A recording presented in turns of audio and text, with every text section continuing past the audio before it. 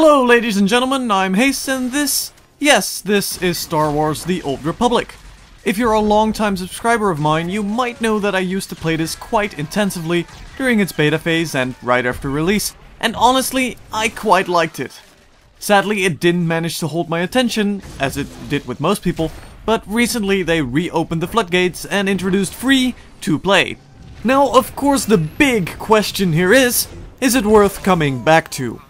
And, well, hopefully I can help you out.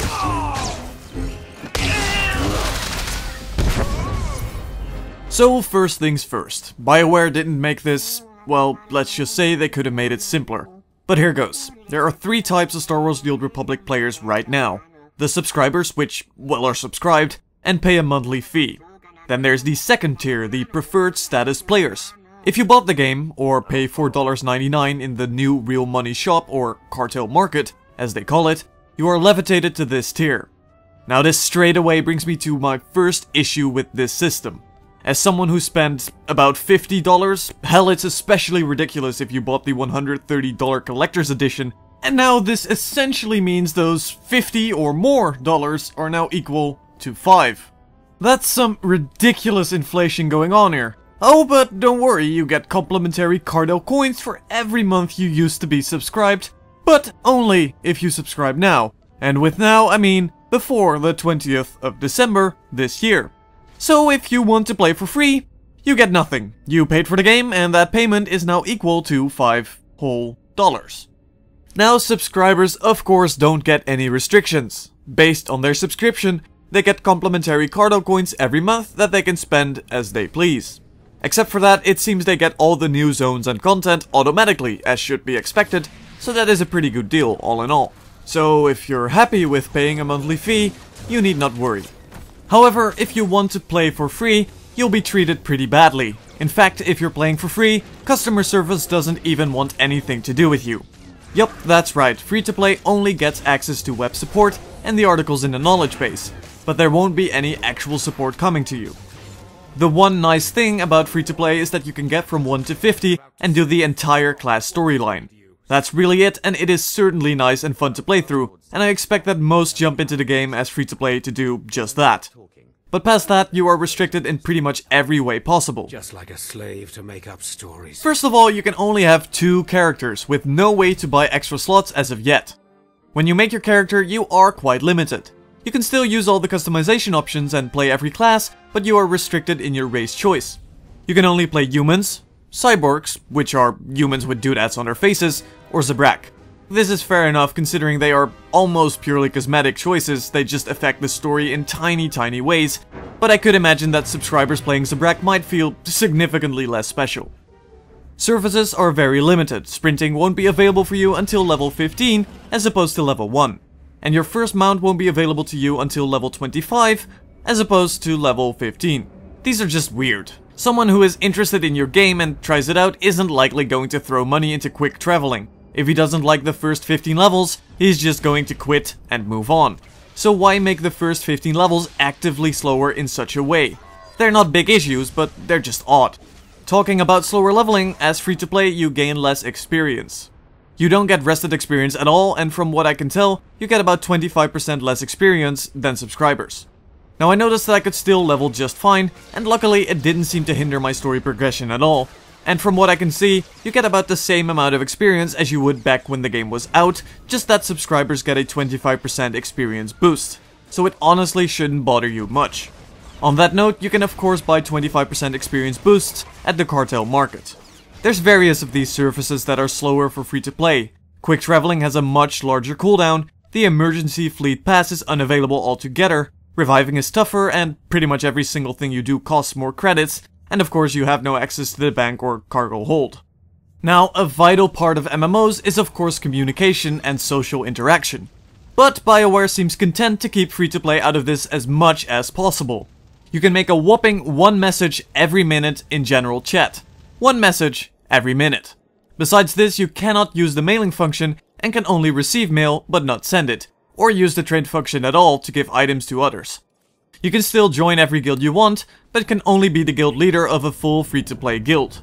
All of this really just makes it sound like nothing more than a simple, glorified trial version of Star Wars: The Old Republic. You're weak. Then of course we get to the caps, one of the major limitations of free-to-play. First off, there's a cap on the planet commendations you can earn. You can get a max of 20, locking you out of the artifact boxes, but still allow you to get everything else, albeit slowly. You have a cap of 200,000 credits, and everything earned after this goes into this cartel bank of sorts that you won't get until you subscribe. In addition, you can't equip most of the amazing purples, that is to say artifact level gear. These are almost all locked for subscribers.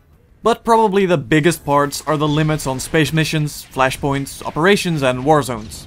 Operations, which are the raids of Star Wars: The Old Republic, are not available at all, which is fine and expected as this is purely endgame content. You could however buy a so-called weekly operation pass, which allows you to try out operations for the duration of 7 days. Flashpoints are a different story. You can luckily participate in as many flashpoints as you want, but can only get the gear drops for the first 3 that you do each week. You can again buy a pass for this. Then finally, war zones have a participation limit, meaning you can only do 5 each week, unless, again, you buy a pass. So if you just care about playing this for the flashpoints or war zones, chances are the free-to-play mode won't satisfy your needs, but honestly, this is the one part of the free-to-play model I think they do quite well.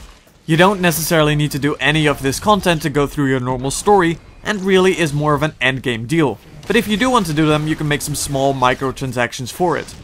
Then we probably get to the most ridiculous part of this model. If the hefty limitations that really make this nothing more than a fancy trial weren't enough, you also just straight up don't get the same UI features. The biggest part of this is probably the insane choice to give you no more than 2 quick slot bars. I mean, really, when I played during launch or beta, the minimum I was using was 4.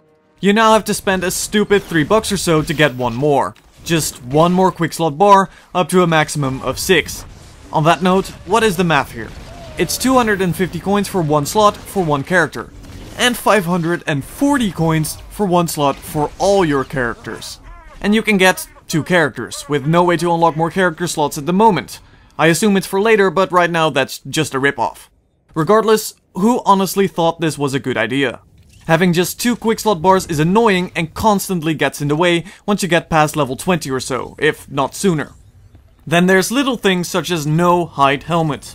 Yeah, you got to buy your hide helmet ability. That's just nickel and diming. Same goes for unified colors or the ability to use titles. I'm all for making customization microtransaction based. Honestly, I think that's how it should be done, but hide helmet for 350 coins? Come on now. Now, as for preferred, you do get a bit of a better deal, but it still hardly justifies the money you spent on it initially. You do actually get sprint at level 1, have 1 more crew skill, an actual bank tap, and there's a bit more you can do in terms of communication. Except for that, the same rules pretty much go as with free-to-play. It's a real shame, I get it, BioWare wants to make money, and I want them to make money. They made some stellar games in the past, and I hope they make some great ones in the future. But this is not the way to go at it. As it stands, free-to-play will just constantly nag and annoy you, and is nothing more than a prettily dressed up trial mode, and is better to be avoided unless you're really purely just here for a semi-single player experience and check out the story. They made some odd decisions here, and I just don't get why they would resort to so many weird limitations. And it's not that difficult for them to fix it. Remove some of the crazy restrictions and keep the customization options. Like there's a new healing ability you can get which has an animation where you encase yourself in carbonite. That's great, it's cosmetic, functional and doesn't do anything to the balance or, say, some of the unique armor sets. Then keep the limits on endgame content, war zones and flashpoints, and the lot. I would really like to give this another shot, go through the great story missions, and I would certainly buy some passes. But right now it just continuously annoys me. As it stands, this is nothing more than a tiresome trial that will constantly remind you of your second-class citizenship. Which, sure, you are, but there's a line to be drawn here, and they crossed it towards the dark side.